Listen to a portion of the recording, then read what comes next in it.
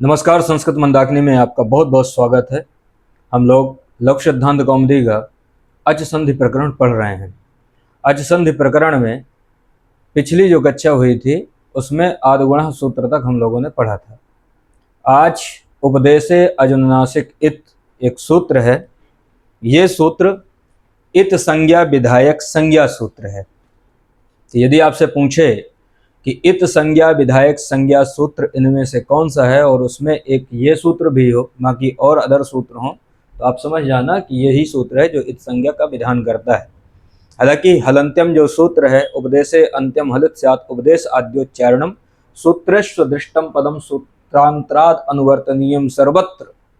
तो हलंत्यम सूत्र ये भी इत संज्ञा करता है, लेकिन उसकी स्थिति अलग है।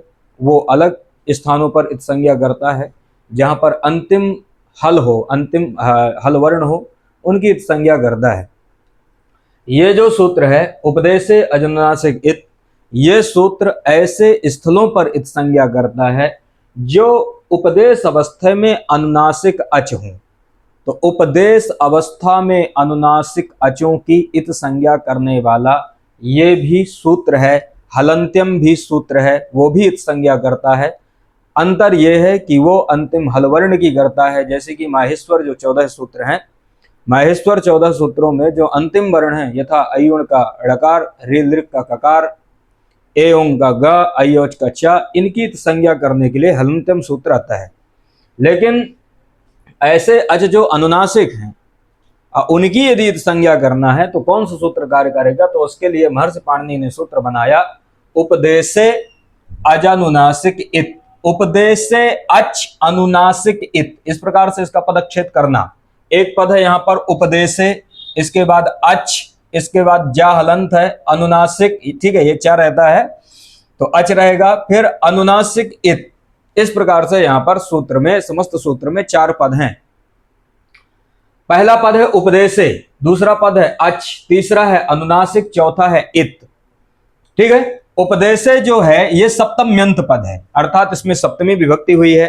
सप्तमी विभक्ति होने से इसका अर्थ यह बनेगा कि उपदेश अवस्था में, सप्तमी होने से इसका अर्थ यह बनेगा कि उपदेश अवस्था में, उपदेश अवस्था में क्या? तो कहते हैं कि जो अनुनासिक अच वृत्ति में यहां पर लिखा है उपदेशे अनुनासिको अच इत संज्ञः स्यात्, अर्थात उपदेशे मतलब उपदेश अवस्था में अनुनासिको, अर्थात जो अनुनासिक जो अच है उसकी इत संज्ञा स्यात्, अच इत संज्ञा स्यात्।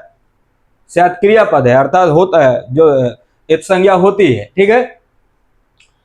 तो उपदेश अवस्था में अनुनासिक जो अच है उसकी इत संज्ञा होती है। सूत्र से भी वही अर्थ निकलता है कि उपदेश अवस्था में जो अच जो अनुनासिक है वो क्या होता है? इत। तो इत क्या है? ये संज्ञा है। इत क्या है? संज्ञा। संज्ञा का मतलब होता है नाम, अर्थात उस अनुनासिक अच की इत संज्ञा होती है, वो इत के नाम से जाना जाएगा। इत या संज्ञा सा फलवती। संज्ञा यदि इत संज्ञा हुई तो इसका भी कोई ना कोई प्रयोजन है कि क्यों उसको इत के नाम से कहा गया, अनुनासिक अच को।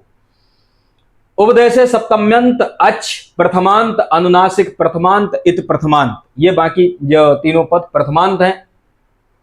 ठीक है। तो इसमें यह समझ में आ गया कि ये तीनों पद प्रथमांत है। और एक चीज ये भी याद रखना कि उपदेशे अच अनुनासिक ये संज्ञी है और ये संज्ञा है, इत संज्ञा है, ये तीनों संज्ञी पद हैं। ठीक है। तो यहां पर सूत्र तो समझ में आ गया। वृत्ति देख लो, उपदेशे अनुनासिको, उपदेशे मतलब उपदेश अवस्था में जो अनुनासिक है, ऐसा जो अच है उसकी इत संज्ञा होती है। तो उपदेश अवस्था में अनुनासिक अच, हालांकि यहां पर एक बात आती है कि अनुनासिक अच अनुनासिक है इस प्रकार से, मतलब अचों को अनुनासिक रूप से कहीं पर ऐसा मतलब स्पष्ट दिखाई नहीं देते या देखा नहीं जाता। कौन से अच अनुनासिक हैं, कौन अनुनासिक नहीं है, ये पता कैसे चले कि ये अच अनुनासिक है, ये अच अनुनासिक नहीं है? क्योंकि ऐसा तो कोई चिन्ह अनुनासिक का लगाते नहीं है अचों में। इस प्रकार से यहाँ पर एक शंका आती है, तो उसके विषय में यहाँ पर अभी आगे मैं बताऊंगा कि उसका निवारण क्या है। यहाँ पर जैसे उपदेश शब्द है, तो उपदेश क्या है? तो उपदेश आद्योच्चारणम, अर्थात तीनों मुनियों का, महर्षि पाणिनि, महर्षि कात्यायन, महर्षि पतंजलि, इन तीनों मुनियों का जो प्रथम वाक्य है उसको उपदेश कहते हैं। और विशेष रूप से संज्ञा च परिभाषा च, विधिर नियम एवच अधिदेशो अधिकारश्च षड्विधम सूत्र लक्षणम, ये उपदेश है।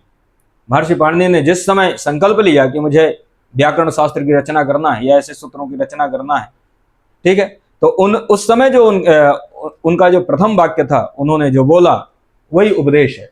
तो उपदेश अवस्था में जो अनुनासिक अच, तो मैंने बताया कि जो अच है, अचों में कोई ऐसा अनुनासिक का कोई चिन्ह नहीं होता कि भाई ये अनुनासिक है, ये अननुनासिक है। तो हम पहचाने कैसे कि ये अच अनुनासिक है, ये अच अनुनासिक नहीं है? एक यहां पर इस प्रकार से शंका होती है या प्रश्न उत्पन्न होता है कि कैसे हम जाने कि ये अच अनुनासिक है, ये अच अनुनासिक नहीं है। कारण उसका यह है कि जैसे कुछ वर्ण हैं जो अनुनासिक के रूप में ही जाने जाते हैं, यथा यमगणनम एक सूत्र है, माहेश्वर सूत्र है, तो गा या णा ना मा यमगणनम, ठीक है, उसी से ये वर्ण लिए गए हैं। अर्थात इससे क्या पता चलता है कि ये जो वर्ण है ये हमेशा अनुनासिक ही होते हैं, अर्थात ये अनुनासिक के रूप में जाने जाते हैं। ठीक है, ये जो वर्ण है ये अनुनासिक होते हैं, अनुनासिक के रूप में जाने जाते हैं। तो ठीक है, तो ये तो चलो अनुनासिक हो गए। कुछ और वर्ण है जैसे या वा ला,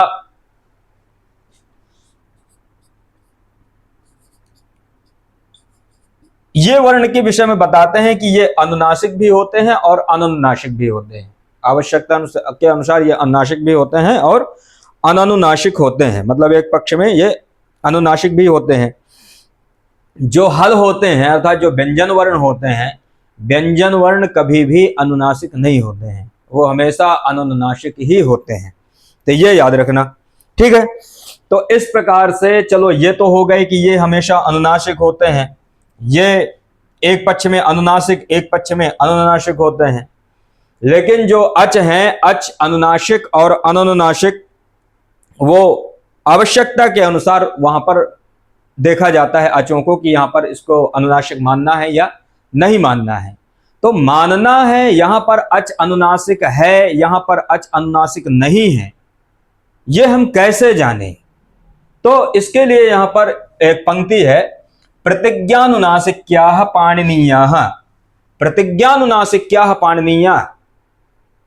ये कोई वार्तिक नहीं है, कोई परिभाषा भी नहीं है, महर्षि पाणिनि ने इसको नहीं दिया है, बल्कि जो कौमुदीकार हैं, सिद्धांत कौमुदीकार, उन्होंने इसको दिया है अपनी तरफ से कि आपको अनुनासिक की पहचान करना है तो आप समझ जाओ कि इस प्रकार से अनुनासिक की पहचान करना कि प्रतिज्ञानुनासिक्याः पाणिनीयाः, पाणिनीयाः अर्थात पाणिनि जी के द्वारा, पाणिनि जी के द्वारा प्रतिज्ञानुनासिक्याः अर्थात उन्होंने जहां पर व्यवहार किया है, पाणिनि जी के द्वारा उनके मतलब वो ऐसे कुछ स्थल मिलते हैं, ऐसे कुछ स्थान है कि वहां पर कुछ अचों को अनुनासिक के रूप में उन्होंने व्यवहार किया है और कुछ अचों को अनुनासिक के रूप में व्यवहार नहीं किया है। तो व्यवहार को देख करके, प्रयोगों को देख करके ही आपको अनुनासिक की प्रतिज्ञा करना है, ऐसा पाणिनीय मतलब पाणिनि जी का यहां पर एक निर्देश है, या इस प्रकार से इसको समझना है कि पाणिनि के अनुनासिक वर्ण उनके व्यवहार से पहचाने जाते हैं कि वहां पर किस प्रकार से वो व्यवहार करते हैं। जैसे कि यहां पर एक बताते हैं कि भूसत्तायाम धातु है,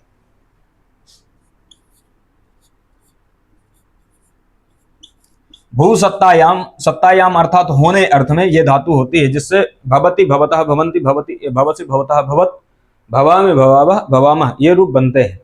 भूसत्तायाम धातु में भकारोत्तरवर्ती ऊ है, ये भी अच है, तो अच होने से ये भी अनुनासिक होना चाहिए, लेकिन महर्षि पाणिनि ने यहां पर इसका अनुनासिक के रूप में इसका ज्ञान नहीं करा या इसको अनुनासिक नहीं माना। यदि अनुनासिक मानते तो फिर इसकी भी इत संज्ञा होती, इत संज्ञा होती तो इसका लोप होता। ठीक है, तो जैसे भू में अच है तो अच को यहां पर अनुनासिक के रूप में नहीं माना, यही प्रतिज्ञा है महर्षि पाणिनि की। ठीक है, कि व्यवहार से ही जानना है कि कहां पर अच अनुनासिक है, कहां पर अच अनुनासिक नहीं है। तो भू सत्तायाम में अच है लेकिन ये अनुनासिक यहां पर नहीं है। और एद वृद्धौ धातु है,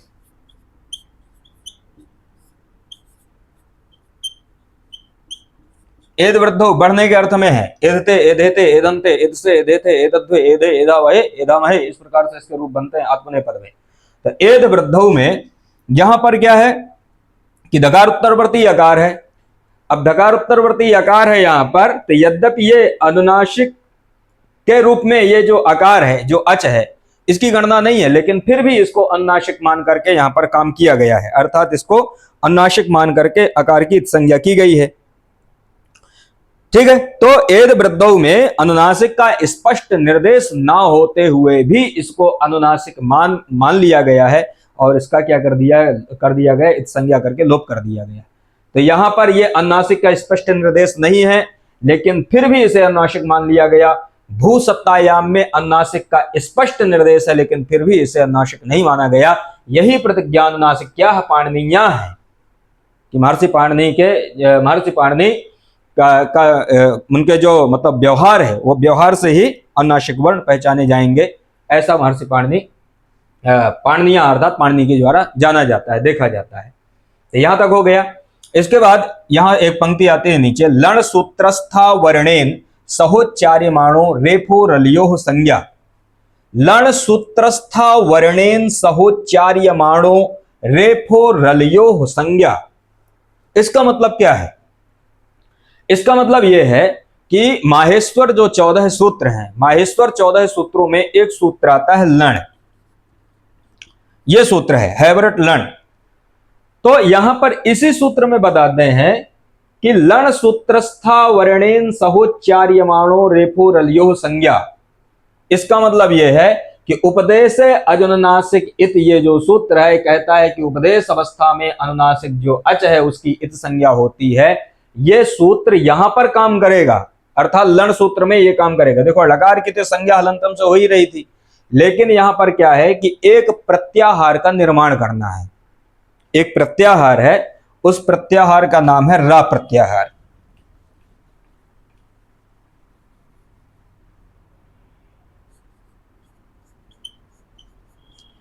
एक प्रत्याहार है,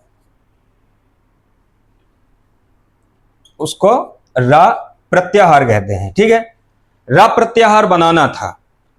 रा प्रत्याहार बनाने के लिए हमको लकारोत्तरवर्ती जो आकार है, लण सूत्र में ला में जो आ है, इस आ की इत संज्ञा करनी आवश्यक थी। अर्थात जब इसकी इत संज्ञा करेंगे तभी रा प्रत्याहार का निर्माण होगा।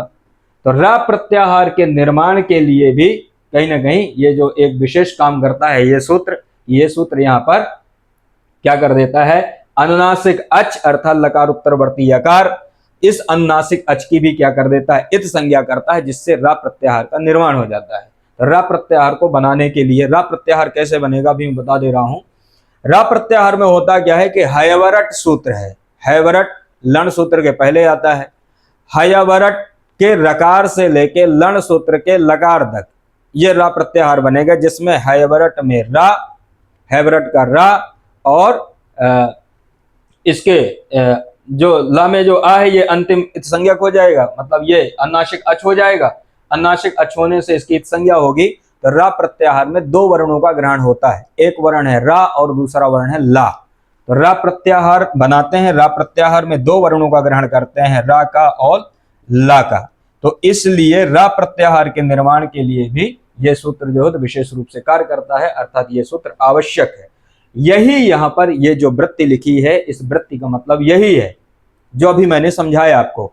लण सूत्रस्थ अवर्णेन, लण सूत्रस्थ अर्थात लण सूत्र में स्थित जो अवर्णेन मतलब अवर्ण के द्वारा, लण सूत्र में स्थित जो आकार है उस अवर्ण के द्वारा, उस अवर्ण के साथ उच्चार्यमाणो, सह उच्चार्यमाणो अर्थात उसके साथ जो उच्चार्यमाण जो रेप है, लण सूत्रस्थ अवर्णेन, लण सूत्र में स्थित जो अवर्ण, उसके साथ उच्चार्यमाण जो रेप अर्थात हैवरट का रा, इस रेप, ये जो रेप है ये रलयोह, रलयोह का मतलब होता है रा और ला, इन दोनों की संज्ञा का क्या होगा, बोधक होगा।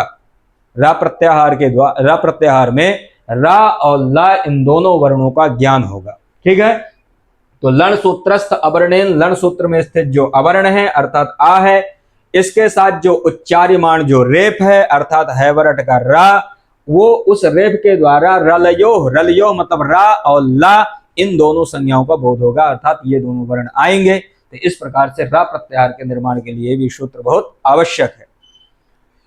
महर्षि आचार्य नागेश संस्कृत व्याकरण शास्त्र के मूर्धन्य विद्वान हुए। आचार्य नागेश रा प्रत्याहार के समर्थन में नहीं है, वो रा प्रत्याहार को नहीं मानते। तो अब नहीं मानते, इसके पीछे जो कारण है वो कारण पर यहाँ कारण में जाने की यहाँ पर विशेष आवश्यकता नहीं है, कारण उनका ज्यादा बड़ा है और मैं पढ़ा रहा हूँ आपको लोक सिद्धांत कौमुदी। तो ये जाने रहो कि आचार्य नागेश की दृष्टि में रा प्रत्याहार आवश्यक नहीं है, वो विशेष नहीं मानते, लेकिन रा प्रत्याहार यहाँ पर ये जरूरी है। ठीक है, रा प्रत्याहार का जो उपयोग है उरन रपरा अभिसूत्र आएगा, उस सूत्र में इसकी आवश्यकता पड़ेगी। ठीक है, तो जैसे रा प्रत्याहार, प्रत्याहार की जो सिद्धि करते हैं तो प्रत्याहार को बनाने के लिए एक सूत्र आता है आदिरंतेन सहेता। ये जान लो कि प्रत्याहार बनाते कैसे हैं।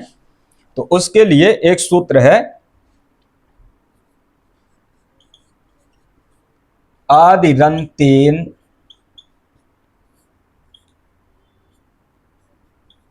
सहेता।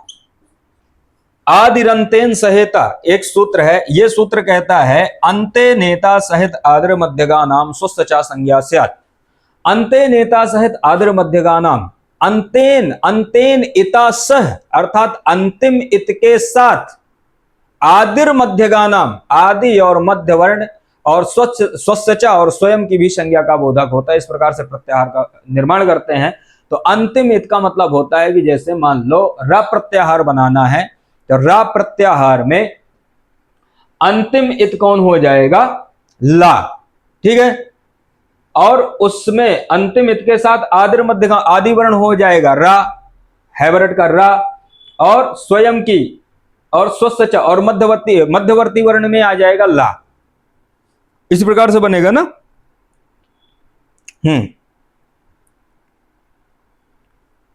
तो रा और ला, तो इन दोनों वर्णों का क्या हो जाएगा? बोध होगा। तो अंतिम इत के साथ जैसे इसी प्रकार से जैसे मान लो अण प्रत्याहार बनाना है तो अण प्रत्याहार में अंतिम इत कौन आ जाएगा? अयुण का ला, यदि पूर्व तक जाना है। और आदिर मध्यगा नाम आदि वर्ण कौन आ जाएगा? आ, और मध्यगामी वर्ण आ जाएंगे ई उ। इस प्रकार से स्वयं अर्थात अण प्रत्याहार का बोध होता है, या अण प्रत्याहार में ये वर्ण आ जाते हैं। तो ये मुख्य रूप से सूत्र है जो आदिरंतेन सहिता जो प्रत्याहार का निर्माण करता है। इसके बाद आगे चलते हैं। ये यहां तक इसकी पंक्ति तो लग गई ये सूत्र की।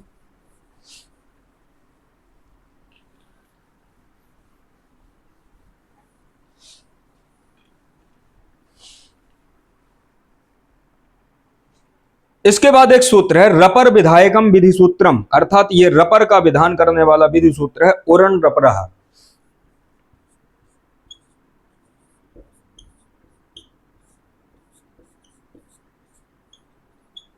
उरण रपरः ये सूत्र है।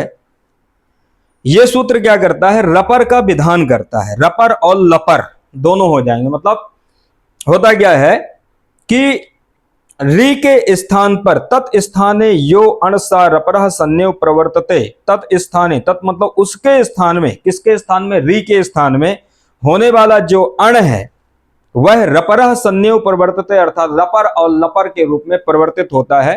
तो उरण रपरः ये जो सूत्र है, इस सूत्र में आप रह परो यस्सा रपरः, रह परो यस्सा रपरः उह षष्ठ्यंत पद है, अण प्रथमांत है, रपरः भी प्रथमांत है। तो जो उरण में जो उ है यह षष्ठ्यंत पद है। उ क्या है? षष्ठ्यंत पद है।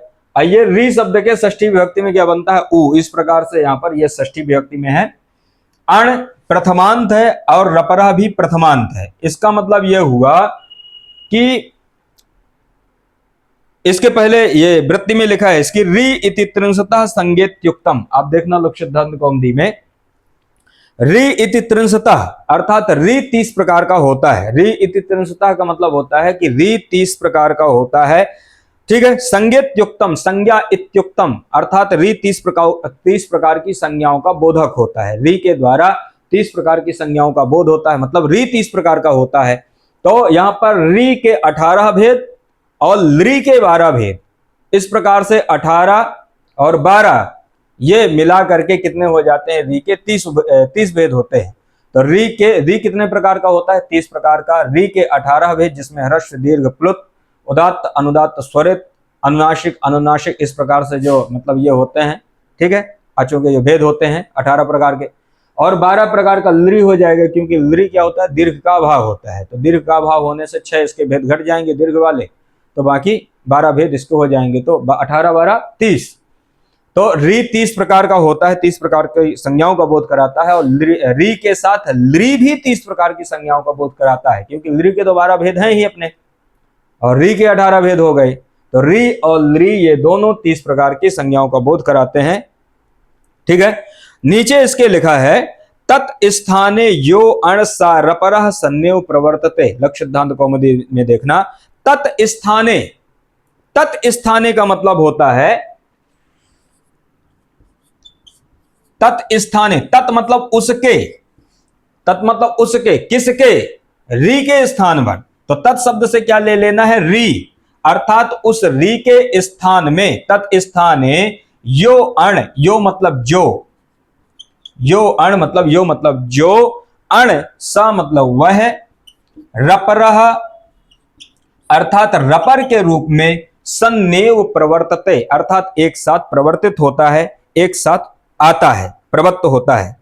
तो यहां पर यह है कि जो 30 प्रकार का जो री है, उस री के स्थान पर प्राप्त होने वाला जो अण है, अर्थात जो आ है, वो आ रपर अर्थात अपने साथ रा और ला इन दोनों वर्णों को लेकर प्रवृत्त होता है। तो ये जो रा प्रत्याहार हमने बनाया था, रा प्रत्याहार उरण रपरा, इस सूत्र पर विशेष रूप से यहां पर काम करता है। अर्थात रा प्रत्याहार जब बनाएंगे तो रा और ला दोनों का बोध होगा, तो रा और ला दोनों का बोध होगा। तो यहां पर जब रपर के रूप में परिवर्तित करेगा तो रपर और लपर अर्थात ला पर में आ जाएगा और ला पर में आ जाएगा। जैसे मान लो री के स्थान पर यदि अण हुआ, री के स्थान पर जब गुण किए तो क्या हुआ, गुण अण हो गया। अब वो जो अण होगा, अण मतलब आ होगा, तो वो आ के साथ रा भी लगेगा अर्थात अर, और यदि मतलब इसी तरह ला भी लगेगा तो अल, ठीक है। तो अर अल इस प्रकार से ये आदेश प्राप्त होते हैं। इसी प्रकार जैसे ई प्राप्त हुआ री के स्थान पर, तो ई से क्या ले लेना, ई के साथ भी रा लगा देना, इर ला लगा देना इल, उ के साथ उर उल, इस प्रकार से ये जो है रपर के रूप में परिवर्तित होता है। तो तत्स्थाने यो अण, उसके स्थान पर होने वाला जो अण है वो रपर के रूप में सन्न्यो प्रवर्तते अर्थात रपर के रूप में एक साथ परिवर्तित होता है। तो मैंने बता दिया कि री के स्थान पर होने वाला जो अण है, अण मतलब आ है, आ के साथ आप रा लगा देना तो क्या हो जाएगा, अर। आ है उसके साथ ला लगा देना तो क्या हो जाएगा, अल। जैसे उदाहरण बनता है यहां पर कृष्णर्धि, इंपॉर्टेंट है ये उदाहरण।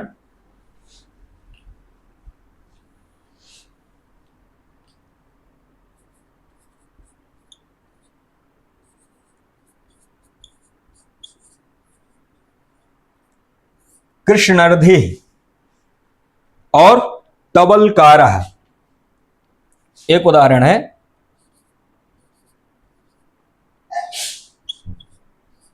तबलकारः, दो उदाहरण है।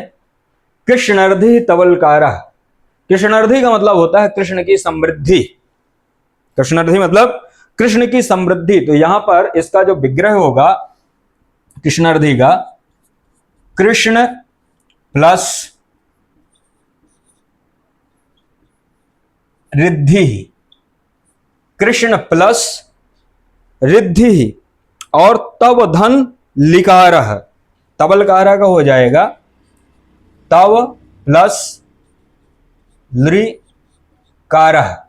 ये याद रखना, कई बार ये संधि पूछी जाती है कि कृष्णार्धि की संधि क्या होगी। तो कृष्ण धन रिद्धि अर्थात कृष्ण की समृद्धि, तबलकारः तव धन लिकारः, ठीक है, मतलब तुम्हारा लिकार। तो यहां पर तबलकारः, ऐसी स्थिति अब क्या होता है यहां पर कि उरन रपरह और स्थाने अंतरतमः, स्थाने अंतरतमः उरन रपरह, ये दोनों सूत्र आते हैं, ये सूत्र सहायता करते हैं यहाँ पर। उरन रपरह और स्थाने अंतरतमः, अनियमे नियम कारणी परिभाषा, परिभाषा सूत्र है यहाँ पर, ठीक है। मतलब इन वर्ण के स्थान पर विशेष रूप से यही वर्ण होगा, अचो में दूसरा नहीं होगा। तो ऐसी स्थिति आती है। यहाँ पर आद्गुण सूत्र आता है, कृष्ण धन रिद्धि तब धन लिकारः में एक सूत्र मैंने पढ़ाया था आपको, आद्गुण।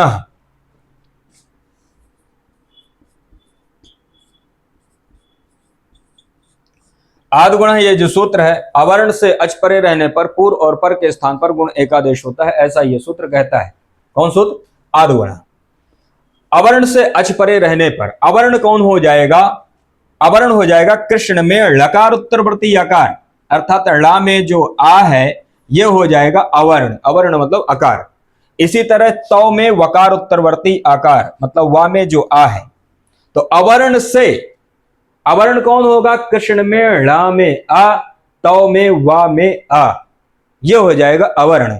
अवर्ण से अच परे रहते पूर्व और पर के स्थान पर गुण एकादेश होता है, ऐसा आद्गुण सूत्र कहता है। अच कौन हो जाएगा? रिद्धि का रि और लृकारा का लृ, ये अच में आते हैं। रिद्धि का रि और लृ ये दोनों अच में आते हैं। तो ये दोनों क्या है? परे, परे मतलब होता है बाद में। तो ये बाद में है, तो इनके स्थान पर क्या होगा? गुण नामक एकादेश होगा। अब गुण नामक एकादेश होगा तो यहां पर रि के स्थान पर कौन सा वर्ण प्राप्त होगा, यह देखना है। लृ के स्थान पर कौन सा वर्ण प्राप्त होगा? जो भी वर्ण प्राप्त होगा, क्योंकि गुण कितने हैं? 3, आ, ए, ओ, ये 3 वर्ण हैं जो गुण के नाम से जाने जाते हैं। इन्हीं 3 में से कोई एक वर्ण यहां पर प्राप्त होगा। अब ये भी देखा जाता है कि 3 में से कौन प्राप्त हो, तो उसके लिए भी विशेष रूप से ये देखते हैं, स्थाने अंतरतमः सूत्र काम करता है। यहां पर स्थान मिलाते हैं कि इनका लकार उत्तरवर्ती यकार का उच्चारण स्थान क्या है, रिद्धि में री का उच्चारण स्थान क्या है, जिसके स्थान पर हमने गुण किया। इसी प्रकार यहां और यहां भी, तो ये देखते हैं कि इनका उच्चारण स्थान क्या है। उच्चारण स्थान की साम्यता को लेकर फिर यहां देखा जाता है कि 3 वर्णों में ऐसा कौन सा वर्ण है जो इनके उच्चारण स्थान से मेल खाता हो या मिलता हो। कृष्ण में जो लकारोत्तरवर्ती या है, आकार का उच्चारण स्थान होता है अकुह विसर्जनीय नाम कंठ, आकार का उच्चारण स्थान क्या है? कंठ। रिद्धि में जो री है, री का उच्चारण स्थान होता है ऋतु रसाणाम मूर्धा, अर्थात इसका उच्चारण स्थान मूर्धा है। अब ये देखो कि ये इसका उच्चारण स्थान अलग है, इसका उच्चारण स्थान अलग है। यहां पर ऐसा वर्ण नहीं है कोई कि जो कंठ और मूर्धा वाला हो, जिसका उच्चारण स्थान कंठ भी हो और मूर्धा भी हो, ऐसा नहीं है यहां पर। क्योंकि जो आ है ये आ कंठ स्थान तो है इसका, लेकिन मूर्धा नहीं है, ठीक है। तो अब क्या करते हैं, जब ऐसी समस्या होती है तो देखो ऐसा है कि ठीक है, स्पष्ट रूप से यहां पर कंठ मूर्धा वाला कोई वर्ण नहीं है, लेकिन थोड़ी सी साम्यता तो मिलाओगे। मान लो ये थोड़ी सी भी साम्यता मिल गई, यत किंचित साम्यता भी यदि मिल गई तो भी मैं काम चला लूंगा, तुम निश्चिंत रहो, ठीक है। तो यत किंचित साम्यता तो मिले, तो यत किंचित साम्यता के लिए फिर क्या करते हैं कि उरन रपरा सूत्र ने क्या कहा था कि री के स्थान पर होने वाला जो अण है वो रपर के रूप में परिवर्तित होता है। तो देखो इस री के स्थान पर होने वाला जो अण है, मतलब उस आ के साथ क्या लगा देना है आपको? रा। तो ये क्या हो जाएगा? री के स्थान पर होने वाला अर, ठीक है। आ तो है ही अण, और इसके साथ र लगा देना तो ये हो जाएगा अर। इसी तरह से यहां पर क्या हो जाएगा? अल। तवलकारा में क्या हो जाएगा? अल, ठीक है। तो अब यहां पर क्या होता है कि जब ऐसा कर देते हैं तो जो आ है, आ का उच्चारण स्थान क्या है? कंठ है। रा का उच्चारण जब अर कर देते हैं तो अर करने से रा का उच्चारण स्थान क्या हो जाता है? मूर्धा, है ना, ऋतुरसाना मूर्धा। तो ये ऐसी स्थिति पर क्या होता है कि यत किंचित साम्यता को लेकर के यहां पर अर ऐसा होता है। जब इस प्रकार से अर ऐसा प्राप्त होगा तो कृष्ण अर धी, जब आगे इसको बनाओगे, ठीक है, तो कृष्ण प्लस अर प्लस धी, ऐसी स्थिति रहेगी। अच्छीनम परिण संयोज्यम, इस परिभाषा के द्वारा क्या हो जाएगा? ये वर्ण एक दूसरे से मिलेंगे। एक दूसरे से जब मिल जाएंगे तो बन जाएगा कृष्णर्धि। इसी प्रकार तवलकारः, तव अलकारः मिला दोगे तो बन जाएगा तवलकारः। तो कृष्णर्धि तवलकारः किस प्रकार से बनाने हैं ये आपने यहां पर देखा।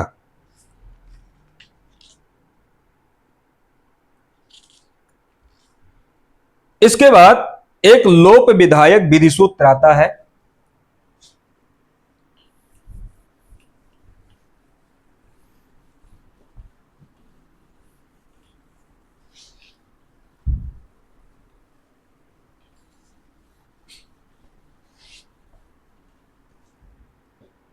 लोप विधायक एक विधि सूत्र है, लोप का विधान करता है।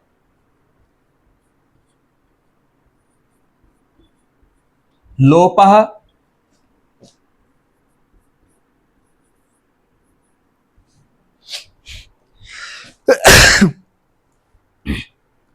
साकल्यस्य,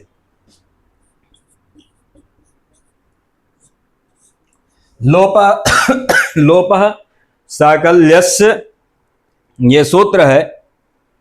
लोपः साकल्यस्य जो सूत्र है ये सूत्र क्या करता है, लोप का विधान करता है। लोप विधान। लोपः साकल्यस्य सूत्र की वृत्ति में लिखा है अवर्ण पूर्वयोः पदान्तयोर यवयोर लोपो वासी परे। इसकी वृत्ति में आप देखना अवर्ण पूर्वयोः पदान्तयोर यवयोर लोपो वासी परे, ठीक है, इसकी वृत्ति है। इसके पहले सूत्र को एक बार देख लो। लोपः साकल्यस्य में जो लोपः है ये प्रथमांत है, साकल्यस्य षष्ठ्यंत पद है। साकल्यस्य क्या है, षष्ठ्यंत पद है, लोपः प्रथमांत है। समस्त सूत्र में दो पद हैं। व्योर लघु प्रयत्नतरः साकटायनस्य एक सूत्र है, व्योर लघु प्रयत्नतरः साकटायनस्य से व्योह की अनुवृत्ति आती है। वृत्ति में जो व्योह है अर्थात यकार और वकार उसकी अनुवृत्ति आती है सूत्र से। भो भगो अगो अपूर्वस्य योसि इस सूत्र से अस की अनुवृत्ति आती है जो कि इसकी वृत्ति में है, ठीक है। यहां पर ये लोपः साकल्यस्य जो सूत्र है इस सूत्र की वृत्ति में लिखा है अवर्ण पूर्वयोः पदान्तयोर यवयोर लोपो वासी परे। अवर्ण पूर्वयोः मतलब अवर्ण पूर्वक, अवर्ण पूर्व में हो ऐसे पदान्तयोः मतलब पदांत यकार और वकार।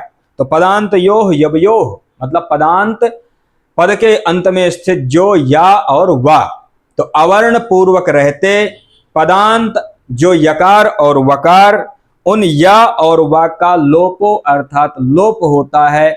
वा मतलब विकल्प से, असि परे, असि मतलब अस प्रत्याहार के परे रहने पर। तो असि शब्द से क्या ले लेना है, अस प्रत्याहार। असि शब्द से क्या ले लेना है, अस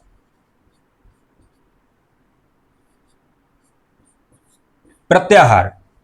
तो अस पद से अस प्रत्याहार, ठीक है, ये ले लेना। अस प्रत्याहार अयोण के आकार से लेके जब गडदस के सकार तक जाएगा। अयोण के आ से लेके जब गडदस इस सूत्र के शकार तक अस प्रत्याहार जाएगा। अस प्रत्याहार का कोई वर्ण अयोण रीलृक एओं गयो छवरट रण यम गणनम झवै गडदस जब गडदस इतने वर्ण कोई यहां पर होने चाहिए बाद में, तभी अवर्ण से परे जो पदांत या और वा उनका लोप होगा, वो भी विकल्प से। तो ये विकल्प से ये जो लोप होता है ये महर्षि पाणिनि के मत में नहीं होता, बल्कि ये साकल्य नाम के ऋषि हैं, साकल्य नाम के आचार्य हैं, महर्षि पाणिनि के पूर्ववर्ती आचार्य हैं। क्योंकि महर्षि पाणिनि ने अपनी अष्टाध्यायी में 10 आचार्यों का उल्लेख किया है, 10 आचार्यों के नाम का ग्रहण किया है। तो 10 जो आचार्य हैं जिनका नाम ग्रहण किया है, जिन आचार्यों को महर्षि पाणिनि ने स्मरण किया है, तो कई जगह तो महर्षि पाणिनि केवल उनका आदर के लिए, उनका सम्मान के लिए या पूजा के लिए महर्षि उन आचार्यों का नाम लेते हैं, ठीक है, पूजा के लिए भी अर्थात उनका स्मरण करते हैं। तो इस प्रकार से कई जगह तो उनका स्मरण होता है या उनके मतों को स्मरण करते हैं, उनके विचारों के स्मरण करते हैं। कई जगह क्या होता है कि महर्षि पाणिनि का विचार नहीं होता, लेकिन अन्य आचार्यों के विचार से भी, अन्य आचार्यों का जो विचार है कि भाई यहाँ पर विकल्प स्वीकार होता है, तो उसको वहां पर दिखाते हैं कि देखो ये साकल्य ऋषि के मत में अवर्ण पूर्वक पदांत यकार और वकार का लोप होता है, मेरे मत में ऐसा नहीं है। गिरेश्च सेनकस्य एक सूत्र है, गिरेश्च सेनकस्य समास में सूत्र है, तो सेनक ग्रहणम पूजार्थम, वहां पर आता है कि सेनक आचार का ग्रहण यहाँ पर पूजा के लिए किया गया है। तो यहाँ पर जो साकल्य हैं, साकल्य ऋषि के यहाँ पर विचार दिए गए हैं कि साकल्य ऋषि के मत में अवर्ण पूर्वक पदांत यकार और वकार का लोप होता है अस प्रत्याहार के परे रहने पर। इस प्रकार से ये यहाँ पर इसका अर्थ बनता है। इसी तरह आपिसली ग्रहणम पूजार्थम, आपिसली एक आचार है, आपिसली आचार का ग्रहण महर्षि पाणिनि ने पूजार्थम अर्थात उनको स्मरण किया है। लेकिन यहाँ पर क्या है, इनके विचार दिए हैं, ये इनके विचार के अनुसार यहाँ पर लोप होता है यकार और वकार का। मेरे मत में ऐसा नहीं है।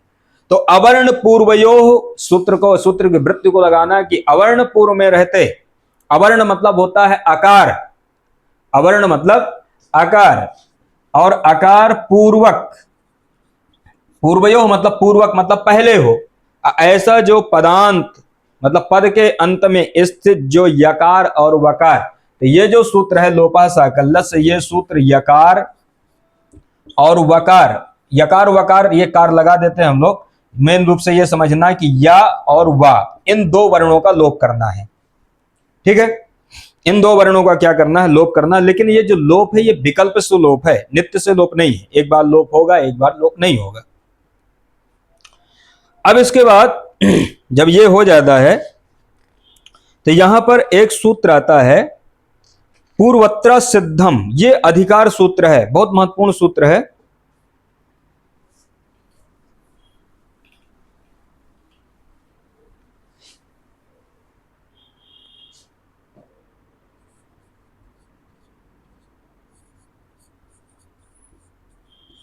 पूर्वत्र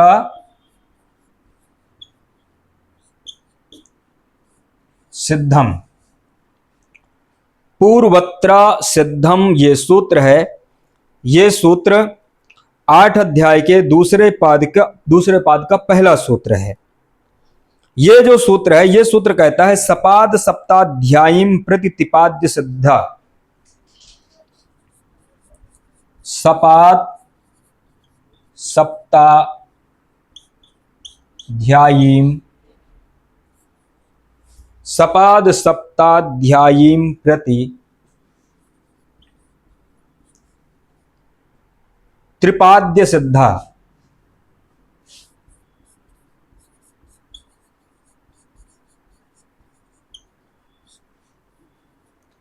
त्रिपाद्य सिद्धा, त्रिपाद्यामपि पूर्वं प्रति परम शास्त्रम असिद्धम, त्रिपाद्यामपि पूर्वं प्रति परम शास्त्रम,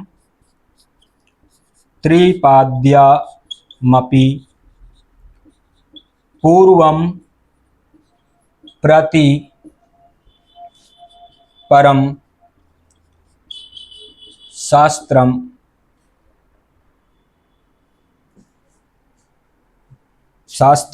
असिद्धम। इस प्रकार से इस सूत्र की वृत्ति है। पूर्वत्र सिद्धम पूर्वस्मिन् इति पूर्वत्र न सिद्धम असिद्धम, पूर्वत्र अव्ययपद असिद्धम प्रथमान।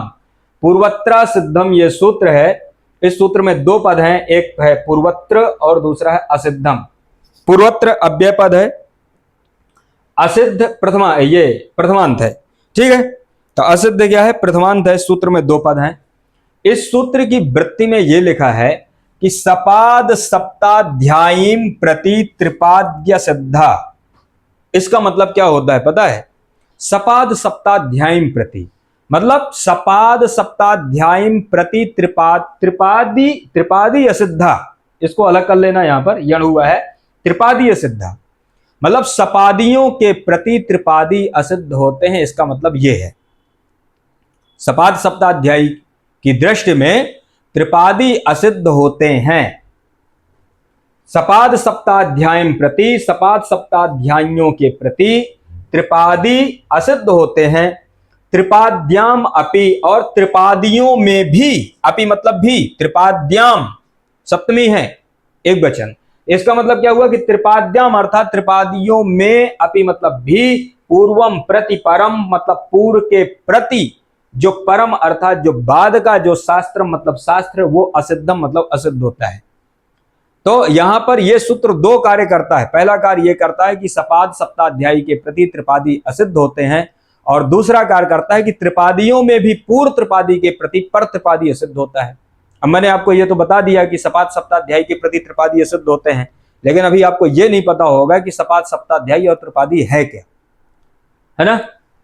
तो सपाद सप्ताध्यायी और त्रिपादी ये हैं क्या, पहले यही तो पता चल जाए कि सपादी और त्रिपादी हैं क्या, तब तो आगे सूत्र घटेगा। तो सपादी और त्रिपादी के लिए विशेष रूप से ये समझना कि सपादी कहते हैं जो, जैसे कि जो महर्षि पाणिनि का जो अष्टाध्यायी है, महर्षि पाणिनि कृत जो अष्टाध्यायी है, अष्टाध्यायी में 8 अध्याय हैं, ठीक है। महर्षि पाणिनि की जो अष्टाध्यायी है उस अष्टाध्यायी में कितने अध्याय हैं, 8 अध्याय, प्रत्येक अध्याय में 4 पाद हैं। तो अष्टाध्यायी में 8 अध्याय और उन 8 में भी प्रत्येक अध्याय में 4 पाद हैं, ठीक है, 4 पाद हैं।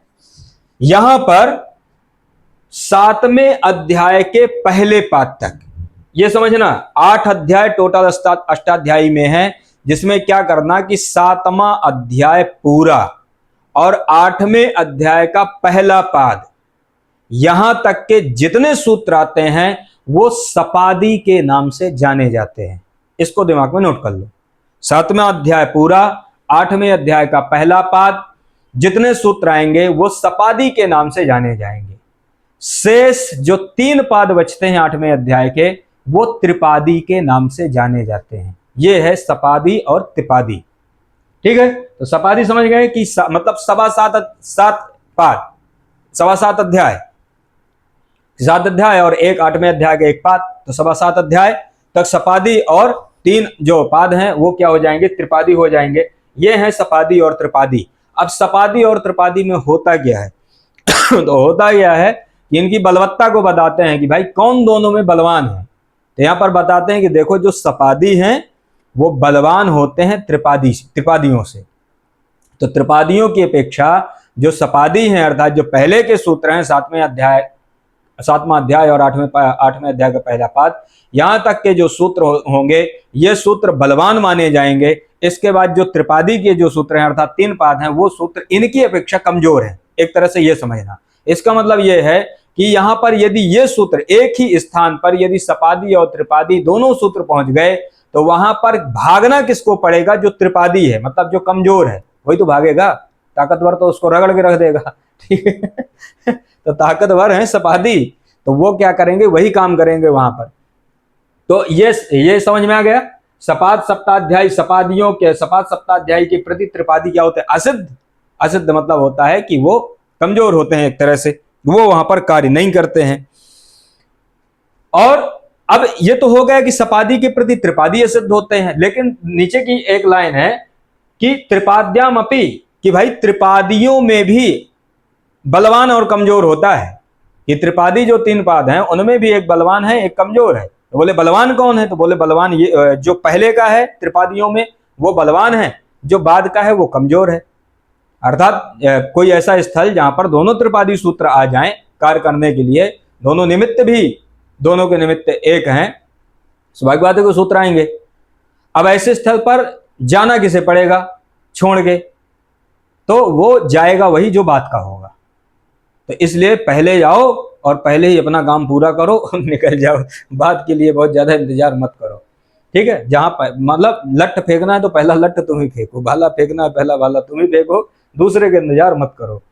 तो त्रिपाद्याम अपि, त्रिपादियों में भी पूर्व के प्रति परशास्त्र क्या होता है, असिद्ध होता है। तो ये तो सूत्र क्या कर दिया, अधिकार। अब ये पूर्वत्र सिद्धम अधिकार सूत्र है। अधिकार सूत्र अपने स्थल पर तो कोई विशेष कार्य नहीं करता, लेकिन अन्य सूत्रों पर, तत्त सूत्रों पर जाकर वो बतलाता है कि देखो मेरा अधिकार है, ऐसे तुम्हें काम करना है, ऐसे तुम्हें काम करना है। तो यहां पर होता क्या है कि उदाहरण बनता है हर एह विष्ण एह। हर एह मतलब हे हरि यहां आओ, हरि यहां आओ, ये इसका अर्थ है।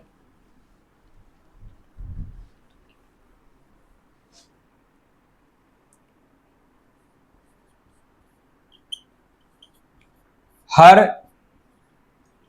इह ये उदाहरण है। इसी प्रकार से विष्ण इह ये दूसरा उदाहरण है। हरि यहां आओ, विष्णु यहां आओ। हर इह विष्ण इह में होता क्या है कि यहां पर हरे प्लस इह, इस प्रकार से इसका संधि बनेगा। हरे प्लस एह, हर एह और विष्णु एह की संधि याद रखना, हरे प्लस एह, विष्णु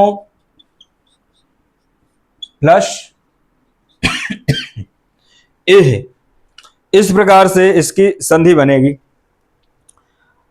हरे प्लस एह में या विष्णु प्लस एह में एक सूत्र मैंने आपको पढ़ाया था कल, एचो अयवा यावह एचा क्रमात् अय औ आय आव एते स्युरचि, वो सूत्र यहां पर काम करता है, वो सूत्र यहां पर घटता है, उसकी जो शर्तें हैं वो शर्त यहां पर पूरी होती हैं।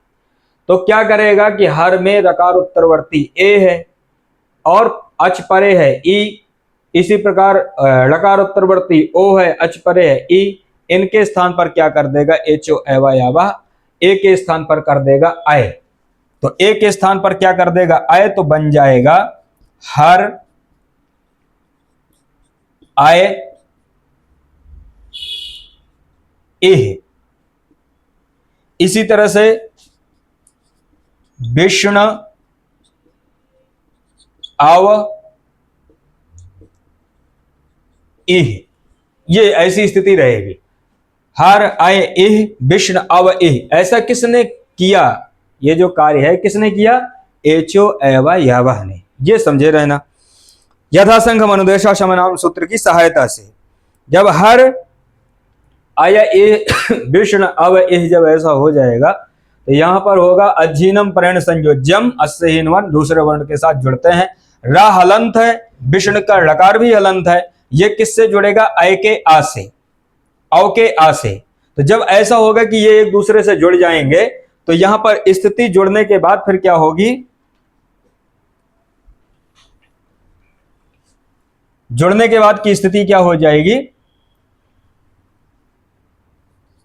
हर या इह, ऐसी स्थिति रहेगी। इसी तरह से विष्णु व इह, ठीक है। बस केवल अभी इतना कर देना है कि इस रा को ये आगे साथ जोड़ देना, या तो बचेगा ही, वह बचेगा ही, ए है ही, तो हर या इह विष्णु व इह, ऐसी स्थिति यहां पर रहती है। जब ऐसी स्थिति यहां पर रहेगी तो अब यहां पर क्या होता है कि ये जो सूत्र है, कौन सा सूत्र, लोपः साकल्यस्य, लोप का विधान करने वाला सूत्र है, ये सूत्र अब यहां पर पहुंचेगा, ठीक है। मतलब ये इसने देखा कि जगह मेरी खाली है, अब मैं यहां पर फिट बैठ जाऊंगा। किसने देखा, लोपः साकल्यस्य ने, मैं यहां पर पूरी तरह से फिट बैठ रहा हूं और जगह भी खाली है ये पहुंच गया वहां काम करने के लिए। तो इसके क्या, इस सूत्र ने लोपः साकल्यस्य ने क्या कहा कि अवर्ण पूर्वयोः पदान्तयोः यवयोर लोपो वास परे, कि अवर्ण पूर्वयोः पदान्तयोः, ऐसा अवर्ण पूर्वक जो पदांत, तो अवर्ण पूर्व में हो ऐसा जो पदांत यकार और वकार, उसका लोप होता है अस के परे रहने पर। तो देखो जो हरे इह, ये जो हम सबसे पहले संधि किए थे, तो हरे क्या है, ये पूरा पदांत है, ठीक है, ये क्या है, पूरा पद है। और इसी से क्या किए, ए के स्थान पर ए किए, तो ये क्या हो जाएगा, पूरा पदांत हो जाएगा यहां तक, हर या तक। और अवर्ण पूर्वयोः, तो अवर्ण पूर्वयोः का मतलब होता है, अवर्ण मतलब आकार पूर्व में हो ऐसा जो पदांत यकार और वकार, तो अवर्ण कौन हो जाएगा, हर में रा में आ, विष्णु में णा में आ, ये हो जाएगा अवर्ण। अवर्ण पूर्व मतलब पहले है ही, ऐसा पदांत यकार, तो देखो जो या है ये पदांत है, मतलब पद का अंत है, क्योंकि पद क्या था, हरे, इसका अंत क्या हो जाएगा, या, ठीक है, जो आदेश किए थे, तो यकार और वकार क्या हो जाएंगे, पदांत हो जाएंगे। तो इन्हीं पदांत का क्या होता है, लोप होता है। शर्त क्या है, निमित्त क्या है, अस परे रहते, अस मतलब प्रत्याहार, अस प्रत्याहार अयुण के आकार से लेके जब गडदस सूत्र के शकार तक, अस प्रत्याहार जब देखेंगे तो वहां पर जो इह का जो ई है, ये ई अस प्रत्याहार में आ जाएगा, क्योंकि अयुण दूसरा ही वर्ण है, आई, ठीक है। तो इह अस प्रत्याहार परे है।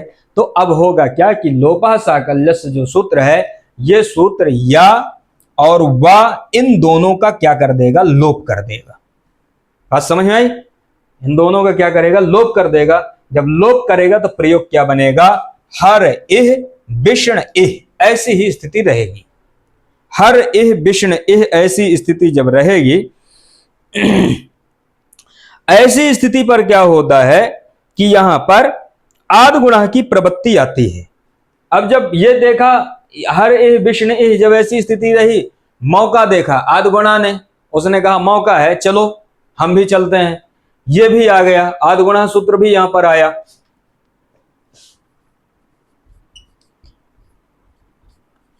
क्योंकि मौके को छोड़ना नहीं चाहिए, अवसर को छोड़ना नहीं चाहिए, मौका देखो है, पहुंचो।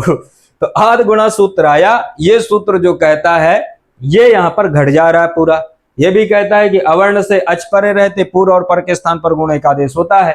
अवर्ण कौन हो जाएगा, हर में राम में आ, विष्णु में णा में आ, अच परे मिल जाएगा एह का ई। तो ये क्या करेगा, गुण एकादेश करने लगेगा। गुण एकादेश करेगा तो जब यदि गुण एकादेश इसने कर दिया या करने लगेगा, तो समस्या यह है कि जो प्रयोग बनेगा वो अनिष्ट प्रयोग बनने लगेगा। अनिष्ट मतलब जो असंस्कृत प्रयोग, मतलब वो संस्कारित प्रयोग नहीं बनेगा, बल्कि गलत प्रयोग बनने लगेगा यदि इसने गुण कर दिया। तो आद गुणा यदि गुण किया तो गुण करने लगेगा, तो फिर क्या होगा, प्रयोग गलत बनने लगेगा। अब प्रयोग गलत ना बने, लेकिन इसको मना भी नहीं कर सकते सीधे कि भाई तुम यहां पर काम नहीं करोगे। ऐसा नहीं है कि सीधे मना कर दो कि देखो यहां पर काम तुम्हें करना ही नहीं। क्यों नहीं करना, क्योंकि मैं तो योग्यता रखता हूं। ये क्या कहेगा कि मैं तो योग्यता रखता हूं कि मैं यहां पर काम करूंगा। तो फिर योग्यता रखते हो तो फिर स्वाभाविक बात है कि काम करने तो जाओगे, लेकिन अब तुम्हें मना करना है क्योंकि तुम योग्यता रखते हो, लेकिन जो तुम काम करने जा रहे हो, काम का जो परिणाम होगा वो परिणाम गलत निकल रहा है। तो फिर क्या होगा कि तुम्हें सिस्टम से मना किया जाएगा एक व्यवस्थित तरीके से।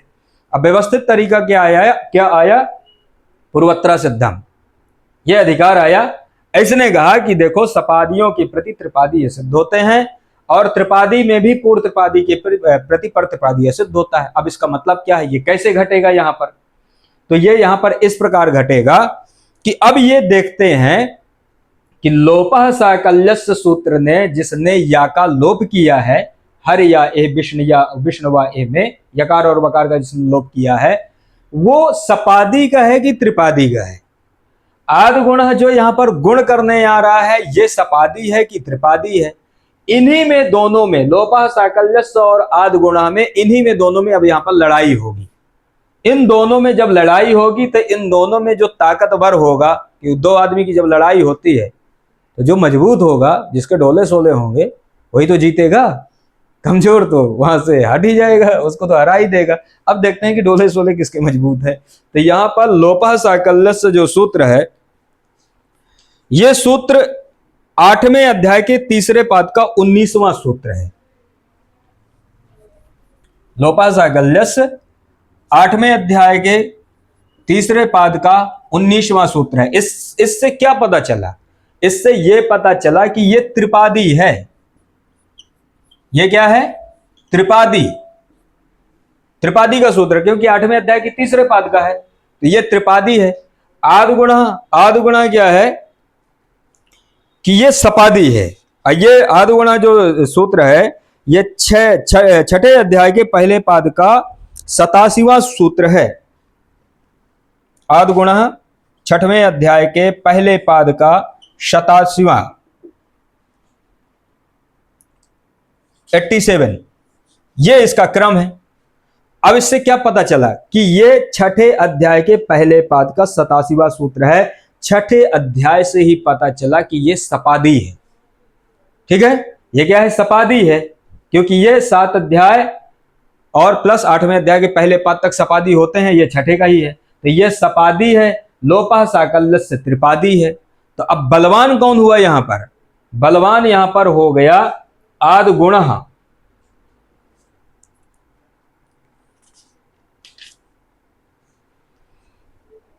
तो बलवान कौन हुआ यहां पर, आद गुणः बलवान हुआ। जब आद गुणा बलवान हुआ तो आद गुणा क्या करेगा कि इसको असिद्ध कर देगा। किसको असिद्ध कर देगा? लोपः साकल्यस्य को।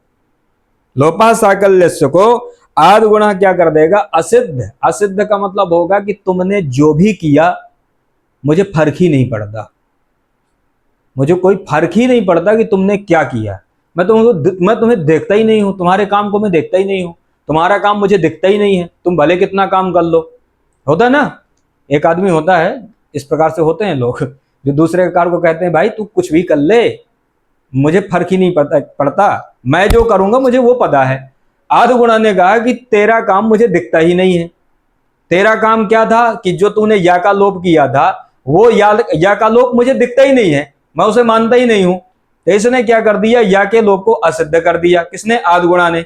अब जब या के लोप का ये असिद्ध करेगा, या के लोप को असिद्ध करेगा मतलब लोपा साकल्यस्य को, तो यहां पर होगा क्या कि यहां पर या दोबारा से दिखने लगेगा, क्योंकि लोप असिद्ध हो गया, अर्थात लोप हुआ ही नहीं आद गुणा की नजरों में।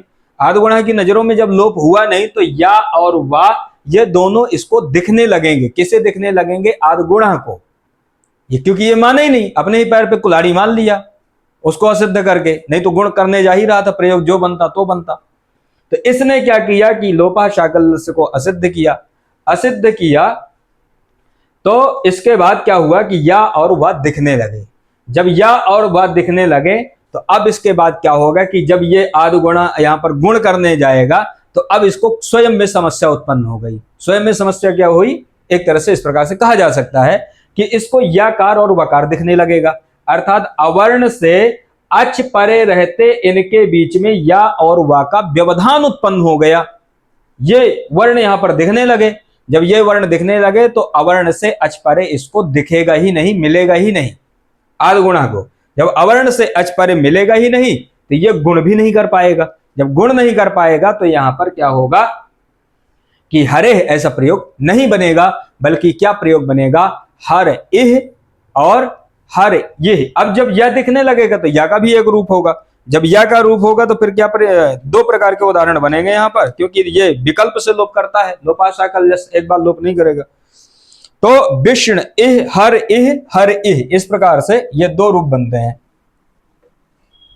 तो एक तो ये रूप समझ गए, हर इह इसी प्रकार बन जाएगा, एक बन जाएगा हर इह, इस प्रकार से एक रूप ये बन जाएगा। इसी तरह से विष्ण विह ये बन जाएगा। तो विष्णु विह ये क्या हुआ? लोपा साकल्यस्य ने यकार और वकार के लोप को असिद्ध कर दिए।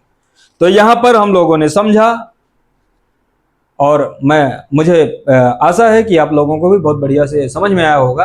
तो फिर आज की कक्षा को यहीं पर विराम करते हैं, फिर इसके बाद मिलेंगे। नमस्कार।